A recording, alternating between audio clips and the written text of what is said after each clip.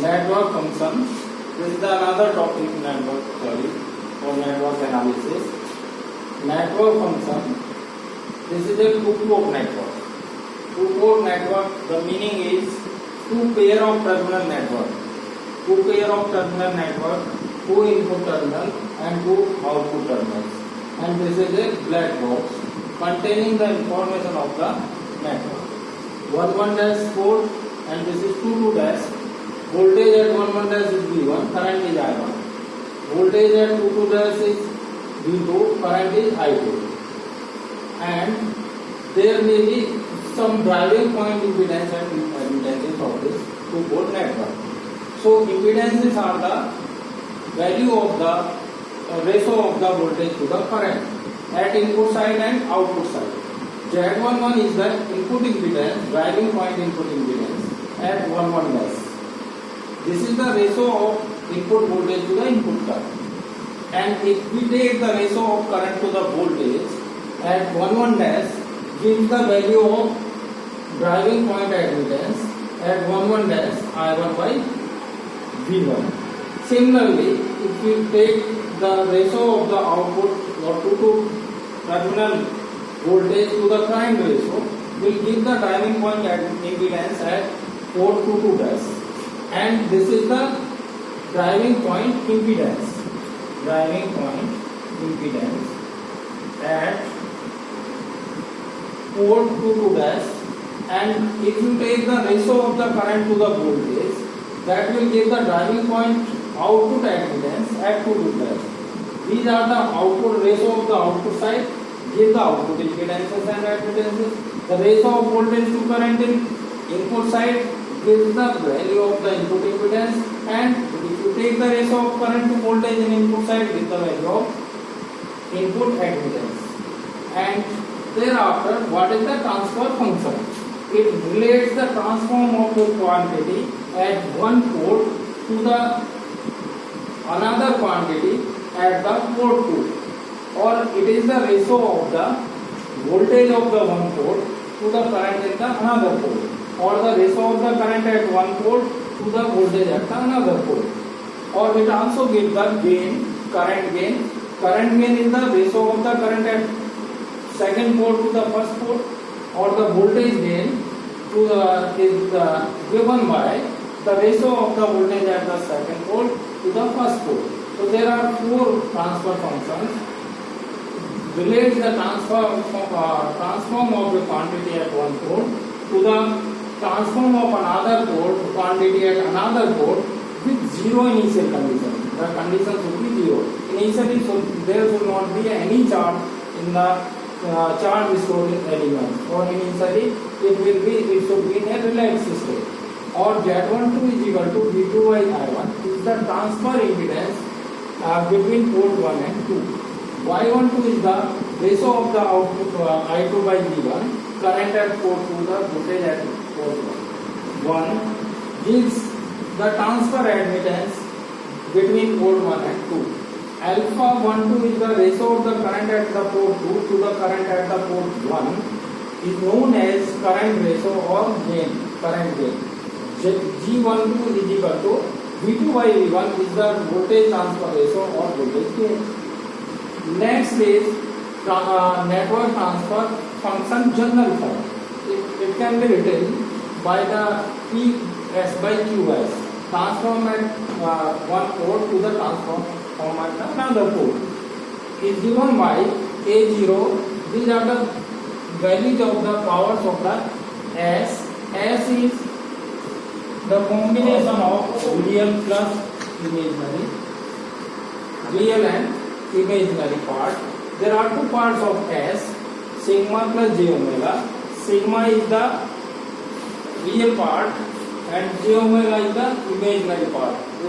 This is the value of S is equal to A0 S to the power n plus A1 S n minus 1 plus dot dot A n minus 1 S plus A n.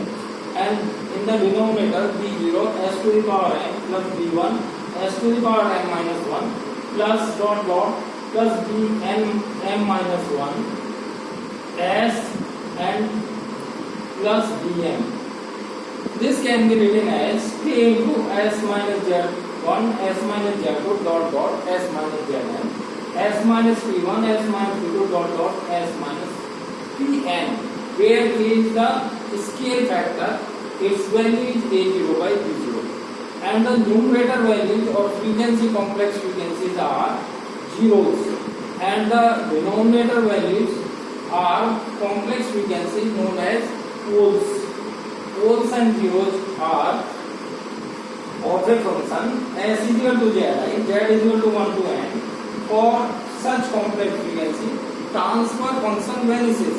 If you substitute the each zeros in the numerator, the value of the function becomes 0.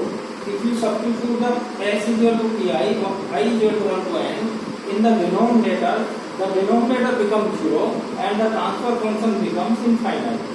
This is the poles and zeros.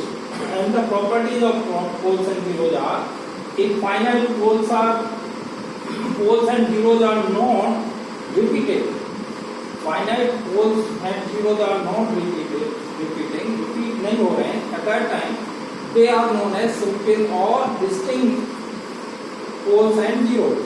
If when poles are repeated, they are called as multiplicity R. They have multiplicity R. If you multiply them R times.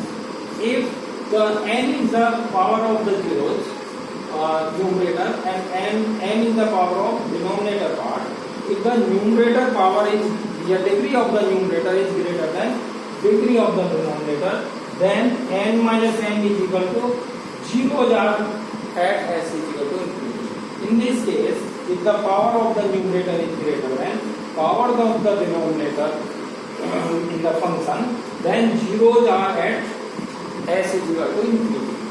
If m is greater than n, the meaning of that, the power of s, the degree of s is greater than degree of numerator value, so m minus 1 gives the poles at s is equal to infinity. The value of the difference of the powers of the degree gives the zeros and poles at infinity. If n is greater than m, zeros are obtained. If m is greater than, poles are obtained. For any rational number, poles and zeros at 0 and infinity are taken into account in addition to finite poles.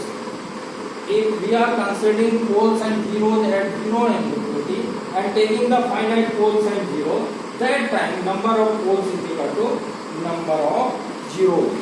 At that time, the number of poles will be equal to number of zeros. And the next property is minimum phase frequency. Next is minimum phase frequency. Next property of the poles and zeros is minimum phase function, minimum phase function and maximum phase function. So what is the meaning of minimum phase function and maximum phase function? Minimum phase function.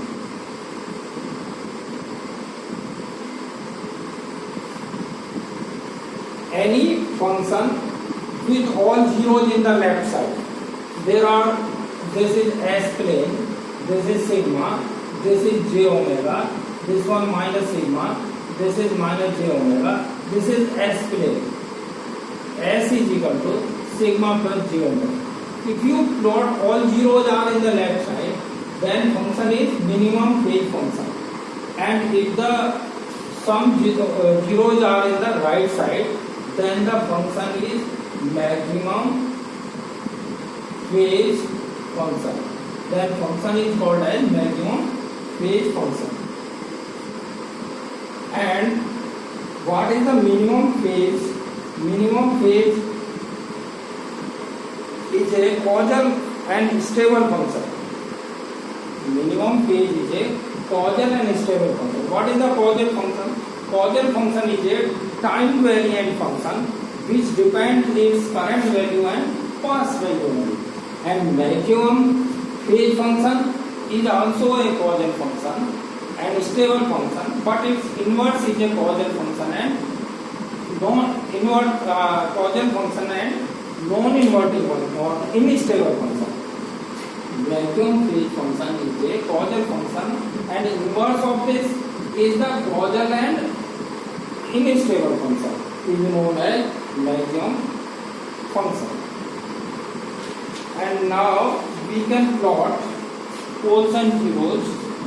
We can plot poles and zeros in the given transfer function or a given transfer function.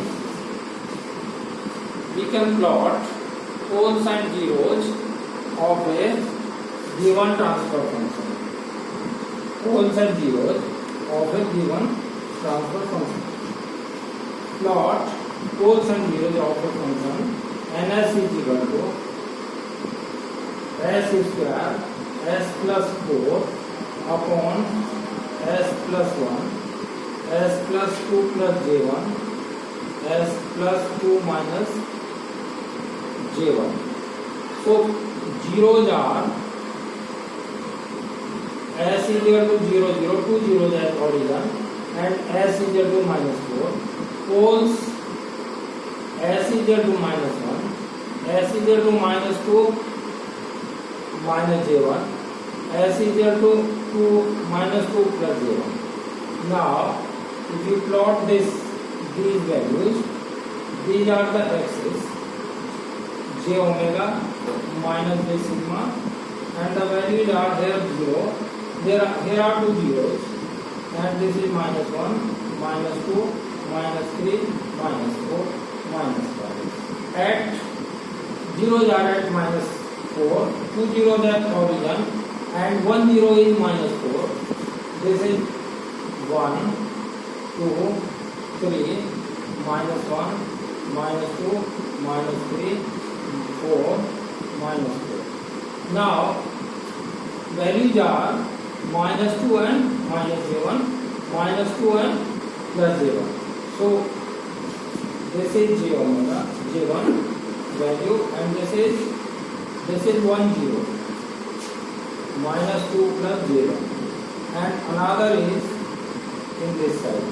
This is 0, minus 2 minus 0, and 1 0 is at minus 1 0 is there. Pole is at minus 1.